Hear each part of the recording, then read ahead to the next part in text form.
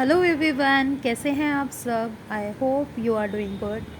Welcome back to my YouTube channel Eco Adda way to economics. So today we continue NCERT class 11 part B Introductory Microeconomics chapter 2 Theory of Consumers Behavior, and this is the 11th part. और अभी तक आपने इसके previous parts नहीं देखे हैं, उनको भी देखना. Now let's move into the video. Let's start with the introduction. Elasticity along a linear demand curve. Let be a linear demand curve Q is equals to A minus BP. यहाँ पर हम linear demand curve क्या मान रहे हैं? Function is equals to the A minus BP. So the changes in the demand per unit change in price, तो वो क्या हो जाएगा? Delta Q upon delta P, which is equals to the minus B. Delta Q is the changes in the quantity demanded, whereas delta P is the changes in the prices of a commodity. तो हमने elasticity का formula इससे previous class में पढ़ा था. So हमने already elasticity का formula discuss किया हुआ है in the previous part. Now we substitute the value of delta Q by delta P in delta Q by Q into P divided by delta P. So we obtain elasticity of demand is equals to the minus B in brackets P divided by Q. So at last elasticity of demand is equals to minus BP divided by A minus BP. हमने क्या किया है, इसकी value को एक में substitute कर दिया है इक्वेशन में. Okay, the next is the price elasticity of demand is different at a different points of a linear demand curve. Okay, so at every different point the demand curve classified into the different categories, and let's see what it is said to be. So when the price elasticity is equals to infinite, then it is said to be a perfectly elastic. When price elasticity of demand is equals to 0, तब हम उसको क्या बोलेंगे? perfectly inelastic. When price elasticity of demand is equals to 1, then it is said to be unitary elastic. Okay, and when price elasticity of demand is greater than 0 but less than 1, then it is said to be inelastic. और जब price elasticity of demand 1 से greater होती है till the infinite, then it is said to be elastic. Okay, I hope it is clear to you. So our next topic is geometric measure of elasticity along a linear demand curve.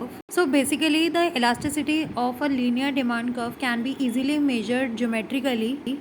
The elasticity of a demand at any point on a straight line demand curve is given by the ratio of the lower segment and the upper segment of the demand curve. Okay, so elasticity of demand को हम कैसे determine कर सकते हैं? Lower segment and upper segment की ratio को लेकर. So to see why it is the case, consider the following figure which depicts a straight line demand curve. यहाँ पर जो demand curve है वो straight line है, which is Q is equals to A minus BP. And suppose at a price P0, the demand for a good is Q0. Now the consider a small change in the price. अगर अब price change हो रहा है, then so the new price is the P1, and at that price the demand for a good is Q1. So now the changes in the quantity demanded is equals to the Q1 Q0, which is equals to the CD, and changes in the price is equals to the P1 P0, which is equals to the CE. Therefore हम same formula लगाएंगे जो अभी हमने starting में पढ़ा था, that is delta Q by Q and delta P by P. So elasticity of demand क्या आ जाएगा? DA upon DB. So elasticity of demand को मेजर कैसे किया जाता है? By the ratio upper segment and the lower segment. Thus, the elasticity of demand at different point on a straight line demand curve can be derived by this method. Elasticity is 0 at the point where the demand curve meets the horizontal axis, and it is infinite at the point where the demand curve meets the vertical axis. At the midpoint of the demand curve, the elasticity is 1. At any point to the left of the midpoint, it is greater than 1, and at the any point to the right, it is less than 1. Also note that along the horizontal axis P is equals to 0.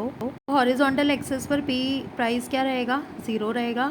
along with the vertical axis Q is equals to 0. Vertical axis पे क्या रहेगा, quantity 0 रहेगी. And at the mid point the demand curve which is P is equals to A divided by 2B. इतना clear है. Now the next topic is constant elasticity of demand curve. Elasticity of demand curve कब constant रहता है. So the constant unitary elasticity, जब elasticity of demand curve किसके equal होती है, 1 के. इन ईदर अ सप्लाई और a demand curve it occurs when a price changes to 1% result of a quantity change of a 1%. जब दोनों में changes कितने हो रहे हो, 1% हो रहा हो, तो रेशो क्या हो रही हो, 1 हो, तब जो होगा क्या होगा, वो कांस्टेंट इलास्टिसिटी डिमांड कर्व होगी. Okay, let's study it graphically. Elasticity of a demand at all points along the vertical demand curve as shown in the panel A में क्या है, जो इलास्टिसिटी ऑफ डिमांड है वो वर्टिकल लाइन से show हो रही है. यहाँ पर इलास्टिसिटी ऑफ डिमांड कितनी है, 0. Secondly, elasticity of demand at all the point along the horizontal demand curve as shown in the panel B is infinite. यहाँ पर इलास्टिसिटी ऑफ डिमांड किसके इक्वल होगी, इनफाइनाइट के. Next is elasticity at all the point of a demand curve is at panel C which is equals to the 1. तो यहाँ पर elasticity of demand क्या होगी, कांस्टेंट होगी which is equals to 1.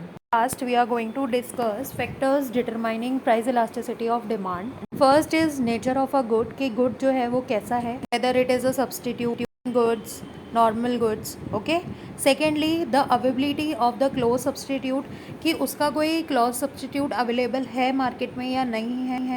Third is the price level, कि उस particular good का क्या प्राइस है. फोर्थ इज़ इनकम लेवल, कि जो कंज्यूमर उसे कंज्यूम कर रहा है उनकी इनकम कितनी है. And last fifth point is the time period. Okay, so these are the 5 factors which determine the price elasticity of the demand. Okay, so इस वीडियो में इतना है. आई होप आप सबको ये समझ आया होगा. So thank you so much for watching this video. Also comment down if you have any query regarding this video. And if you like the content, do like, share and subscribe to this channel. Share it with your friends and relatives. And don't forget to press the bell icon to get the notification of the upcoming videos. See you soon with the next video. Thank you.